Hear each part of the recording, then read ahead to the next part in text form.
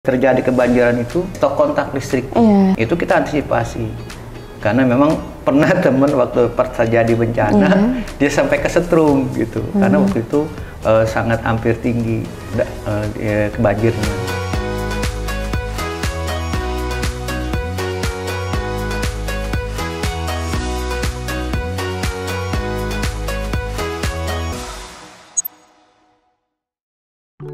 Halo Sobat PMI, kembali lagi dalam podcast kemanusiaan Sanda Talk, obrolan yang siap melayani Anda. Nah, episode kali ini saya Amertia Resia sebagai host dari KSR PMI Jakarta Utara. Dan episode kali ini kita akan membahas tentang pengurangan risiko bencana itu sendiri bersama tamu spesial kita. Mungkin Bapak bisa memperkenalkan? Ya. Assalamualaikum warahmatullahi wabarakatuh. Nama saya Sanusi bin Haji Sa'ali. Tempat tinggal saya di Pesingkoneng. Itu kebetulan memang sering terjadi bencana banjir. Itu perkenalan saya kebetulan juga sebagai koordinator Sibat Kelurahan Kedoya Utara yang sudah dibina oleh PMI Jakarta Barat. Nah, teman-teman PMI semua, kira-kira kalian tahu gak nih Sibat itu apa? Mungkin bisa dikasih tahu Pak, Sibat itu tuh apa? Ya, Sibat itu memang sebenarnya singkatan.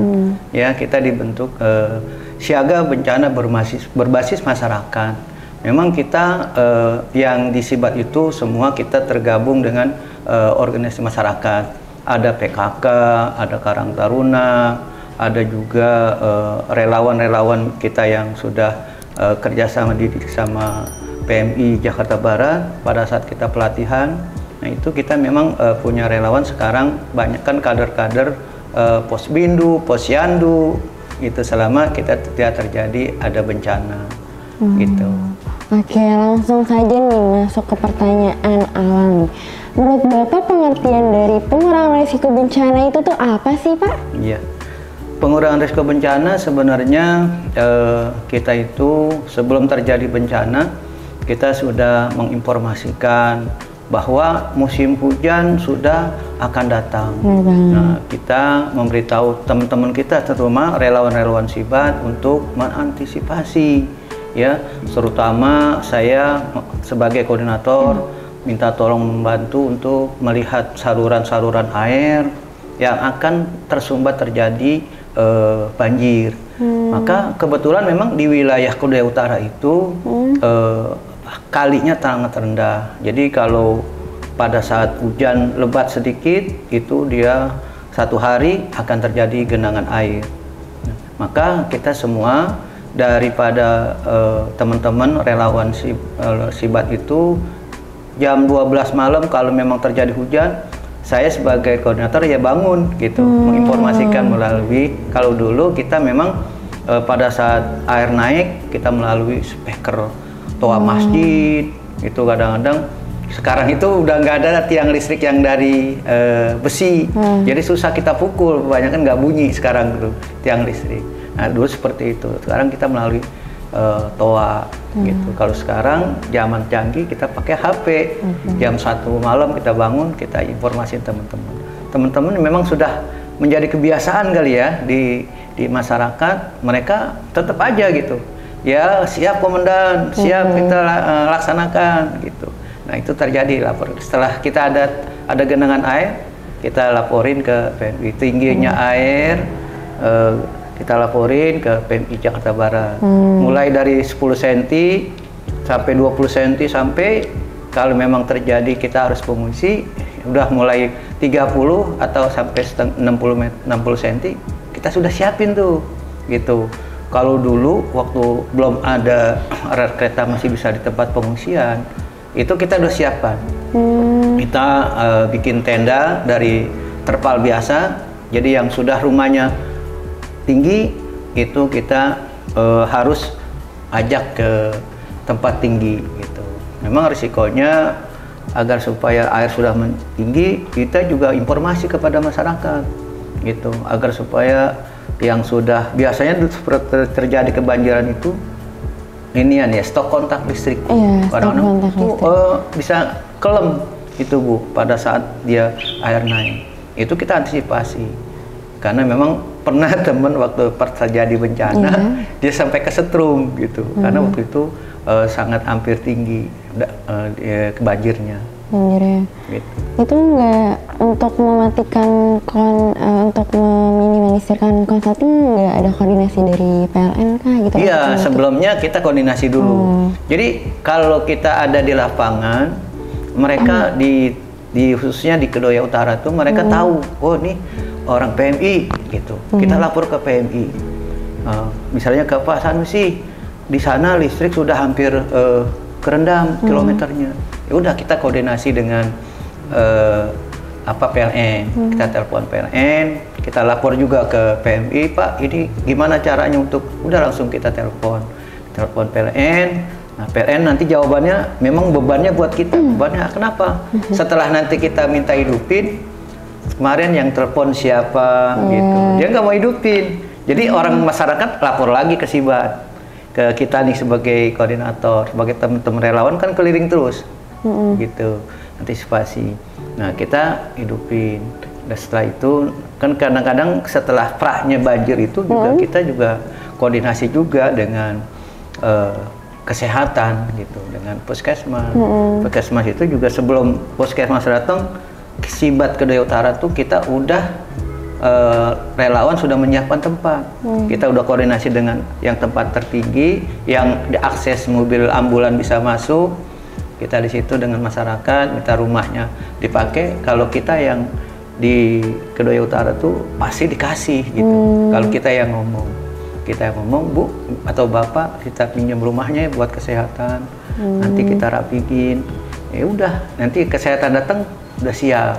Itu yang memang kita harus persiapkan seperti itu. Nah, selain mempersiapkan tempat dan koordinasi ke pihak lain nih Pak, peran relawan dalam pengurangan risiko bencana itu apa aja Pak? Ya itu tadi memang pengurangan risikonya itu ya memang banyak ya, terutama tadi saya katakan bahwa kita harus mengurangi risiko, terutama jangan buang sampah sembarangan kepada masyarakat, terus juga kita harus menghimbau untuk sama-sama kerja bakti gitu, agar supaya resiko banjir itu tidak terjadi gitu. Nah, untuk misalkan nih, kita kan tahu langkah awalnya kita koordinasi ke pihak ketiga kan, kita koordinasi internal dulu, lalu ke pihak ketiga, lalu langkah selanjutnya dalam penanggulangan risiko bencana, terutama bencana banjir nih Pak. Iya. Ya memang kita selalu berkoordinasi dengan RT RW, dengan PKK, dengan ajak juga Karang Taruna. Ayo mari kita partisipasi untuk mengurangi resiko yang pasti akan datang di wilayah kita. Itu resiko banjirnya seperti itu. Gitu. Nah, ketika Bapak terjun ke banjir misalkan, kendala apa sih Pak yang lagi Bapak hadapi? Ya. Kalau kendala memang pasti ada ya di lapangan. Ya terutama memang pada saat kita memantau pengungsian. Ya mereka kadang-kadang memang kan dia juga nggak tahu ya namanya pengungsi. Nah itu kadang-kadang pada kita monitor ke tempat pengungsian mereka ya kapan nasi datang, kapan nasi bungkus, kita belum makan, rupanya kayak gitu. Nah itu kita selalu koordinasi dengan PMI, kapan bisa dikirim, jam berapa dikirim. Nanti kita sampaikan ke masyarakat, ke pengungsi, itu kita selalu berkoordinasi. Nah itu yang perlu kita hadapi dengan pengungsi seperti itu. Nah kan yang aku lihat dari berita ini kan di Jakarta Barat ya, ini betul. tuh banjir nih. Kira-kira di sana tuh tersedia early warning system nggak sih Pak, kayak misalkan tadi TOA atau ada pesan-pesan cahaya atau yang lainnya?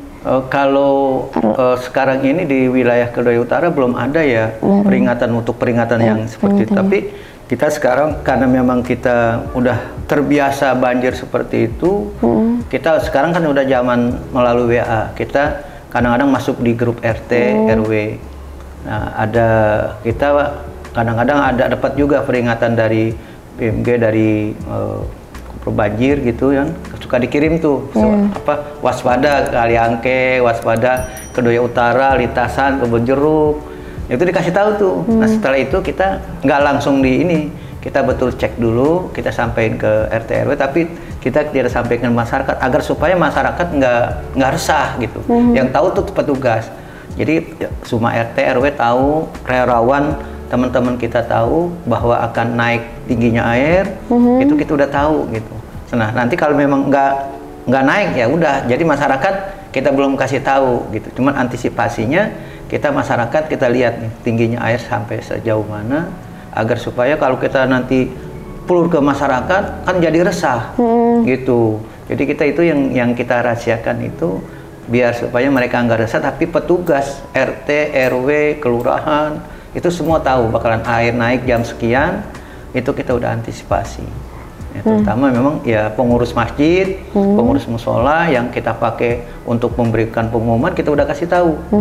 Tapi jangan diumumin dulu, nanti kalau ada informasi dari kita, dari relawan, itu baru mereka bergerak. Gitu. Nah, selain si BET ini sendiri, apakah ada pemuda dari eksternal itu ikut terlibat dalam penanganan risiko bencana? Seperti kayak Karang Taruna atau yang lainnya, Pak? Iya. Kalau di Kedoya Utara ya semua, makanya kalau kita diriin udah ada tenda, kita pasang bendera PMI, ya tersendiri relawan datang yang secara spontan itu.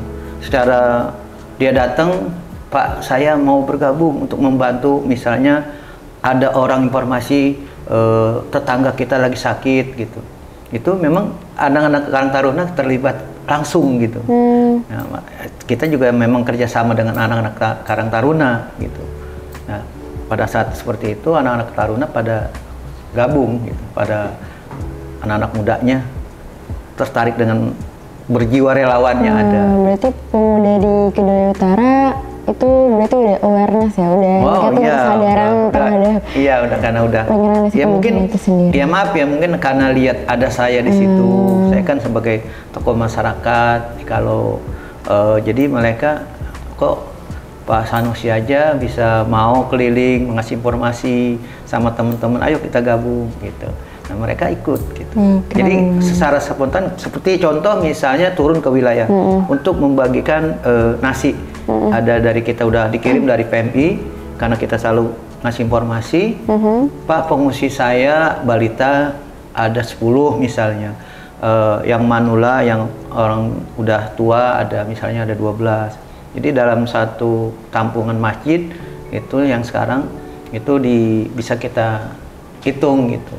Nah, kebutuhan apa sih yang di pengungsi? Misalnya kan kalau di masjid kita sekarang ini karena penampungan di masjid itu kita antisipasi pampers buat anak-anak balita, jangan supaya mereka kencing kan masjid jadi kotor, gitu. Benar banget. Gitu. Nah, untuk di wilayah Kedoya ini mitigasi kan kita bencana di Jakarta Barat sendiri kan banjir. Nah, mitigasi yang dilakukan oleh Kedoya untuk mengatasi banjir ini apa selain menyediakan sampah 3 warna itu apa, Pak? Mungkin kerja bakti atau? Ya, memang pasca daripada seperti itu ya, setelah banjir kan kita nih yang kita khawatirkan setelah lepas banjir. Kalau tadi saya katakan sebelum banjir kita sudah kerjasama dengan RT RW mengajak gotong royong, membersihkan saluran air, sampah ada got yang mampet. Nah, itu kita sudah himbau seperti itu. Makanya kadang-kadang kita juga antisipasi juga pengurangan resiko bencananya setelah banjir. Nah, itu kadang-kadang memang setelah banjir itu ya kita harus ajak masyarakat untuk bergotong royong lagi membersihkan lumpur-lumpurnya yang di got, itu kan jadi penyakit, air-air yang di ban, itu semua kita himbau ajak masyarakat untuk berupaya mengerti gitu, biar supaya mengurangi resiko setelah banjir. Kan biasanya penyakitnya diare, karena kan airnya juga keruh gitu kan, air kotor. Nah, itu yang kita ajak masyarakat di Kedoya Utara seperti itu. Nah, selain nih Pak, selain anak muda yang diajak nih dalam pengurangan resiko bencana, nah bagaimana dengan teman-teman disabilitas? Apakah ikut juga terlibat dalam pengurangan resiko bencana itu sendiri? Ada, kebetulan memang ada, kita punya relawan, bukan, tapi nggak relawan tetap. Kadang-kadang kalau pas tadi terjadi bencana, dia tunarunggu ya. Iya. Nah, tunarunggu, dia langsung gabung gitu. Cuman kan karena dia paham kita, omongan kita, ada satu orang itu yang selibat itu, dia ikut gitu, mau bantu-bantu. Cuman ya kadang-kadang yang untuk misalnya ngatur mobil gitu di jalan raya itu, kadang-kadang tempat kita macet pada saat ada pengungsi, ada pembagian ini nasi kirim dari PMI, kan kita berhentinya di pinggir jalan gitu. Itu mereka ada satu gitu. Keren banget. Nah Pak, strategi dan harapan terbaru terkait dengan pengurangan risiko bencana itu sendiri dari PMI Kota Jakarta Barat itu apa Pak? Harapan saya sekarang ini kita pengen, karena sekarang ini teman-teman relawan Sibat tidak terjadi bencana, mereka bergabung dengan PKK membuat Poswindu yang diprogram dari kelurahan. Makanya saya berharap juga nanti Poswindu ini kita ingin berkoordinasi dengan PMI, karena di masyarakat Kedoya Utara itu banyak ibu-ibu yang ke Poswindu, kita tanya golongan darahnya itu belum tahu. Nah, saya berharap dengan adanya nanti Poswindunya juga memang kebetulan ada kader-kader kita di semua RW itu, kita pengen ada pemeriksaan golongan darah yang gratis, biar mereka juga punya itu artinya golongan darah dia tahu. Jadi kalau ada saudaranya misalnya perlu darah, kita sebagai Sibat udah tahu nih gitu. Di RT berapa ada golongan darah berapa, itu kita sudah koordinasi sama teman-teman seperti itu gitu. Jadi kadang-kadang sambil dia bertugas, sambil pora-pora nanya golongan darahnya apa, waduh saya nggak tahu golongan darah gitu. Makanya saya berharap Poswindu di Sibat Kedoya Utara kan mereka bergerak nih yang namanya Posyandu, Poswindu, kita pengen ada juga gratis pemeriksaan darah dari PMI Jakarta Barat. Kita baru mau mengusulkan. Nah, kita juga mungkin setiap bulan suka ada pertemuan, 3 bulan sekali ada pertemuan. Ya kita ada usulan seperti itu. Maklum ya namanya di Poswindu bantuan dari pemerintah ada, tapi nggak cukup lah kan gitu. Tapi kan kalau ada dari PMI misalnya periksa darah gratis, mungkin perlu kacang hijau buburnya gitu ya. Itu buat nambah gizinya gitu. Nah itu yang harapan saya seperti itu. Kalau misalkan untuk harapan Bapak untuk sarana dan prasarana di wilayah Kedoya Utara itu gimana Pak? Maksudnya kayak mungkin ditingkatin lagi, ditambahin lagi kayak harus ada kantongan atau sistem-sistem peringatan diri lainnya? Ya memang kalau peringatan-peringatan itu ya memang pengennya juga ada peningkatan, ada sarana yang wing misalnya itu nanti kita difokus di mana, terus juga mungkin ada tiang apa yang harus kita lebih terjangkau satu kelurahan gitu kan, biar supaya yang titik-titik banjir itu kita sudah paham gitu. Wilayah-wilayah yang mana yang kena banjir, RT berapa, RW berapa, kita udah ada data gitu. Yang terparah misalnya RT ini, RT A, RT B itu udah kita ini. RW-nya juga RW 2, RW 8 itu yang terparah. Kita udah punya terprogram resiko bencana seperti itu. Kita jadi udah tahu gitu. Itu masyarakat di sana berarti sudah mendapat pengetahuan tentang pengurangan resiko bencana itu sendiri ya Pak? Ya ada juga yang sudah dapat, ada juga yang belum. Tapi kalau sering dia bergabung dengan tugas Poswindu itu kita diselipin juga tuh, diselipin ngomong kayak begitu. Contoh seperti kemarin kita juga ikut bergabung ya dengan terjadinya COVID, ya kita bantu juga yang isoma, dibantu dari PMI juga gitu. Kita yang turun ke bawah. Kita sampai dikasih alat penyemprotan, gitu, senter, terus juga alat semprot utak dadung. Karena kan kita yang tahu, gitu kan, kita yang tahu RT berapa, ini berapa. Gitu. Memang kemarin itu kita waktu pada saat terjadi itu kita juga turun ke bawah, gitu.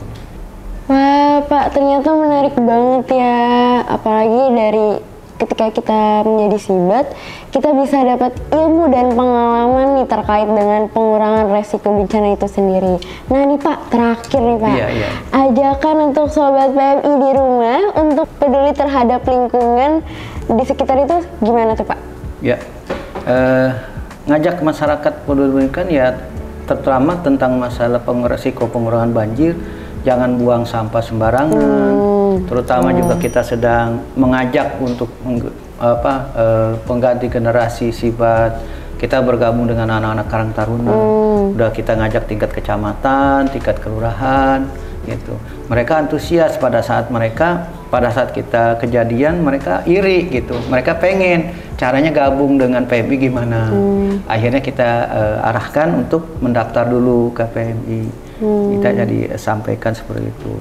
Nah, intinya untuk menjaga risiko bencana, apalagi kita memang setiap Januari, Februari kita sudah antisipasi tuh. Sampaikan ke teman-teman relawan, semua kita harus antisipasi. Ini sudah menjelang musim hujan, gitu. Musim hujan kita tengok yang mungkin ada sampah, mampet gotnya, kita bisa laporkan Pak RT, kita ajak sama anak Karang Taruna, kita untuk ajak kerja bakti, gitu. Ya alhamdulillah kalau sekarang ada PPSU, jadi kalau kita ngajak Pak RT teleponnya ke PPSU gitu. Kayaknya sekarang itu kita resikonya memang agak berkurang nih, gitu, agak berkurang resiko banjir, karena memang sudah banyak terprogram ya dari kelurahan. RW ini punya PPSU misalnya, minta tinggal lapor ke kelurahan, PPSU datang. Nah, kita tapi ngajak resiko anak-anak Karang Taruna ini untuk bergabung dengan PMI. Mudah-mudahan ya di tahun ini bisa lebih banyak lagi, gitu. Karena di saya itu dari awal 30, paling sekarang yang aktif sekitar 15 sampai 20. Ada yang sudah meninggal, juga ada yang sudah kerja nggak bisa aktif lagi, ada juga yang sudah kerja tapi tetap masih giat.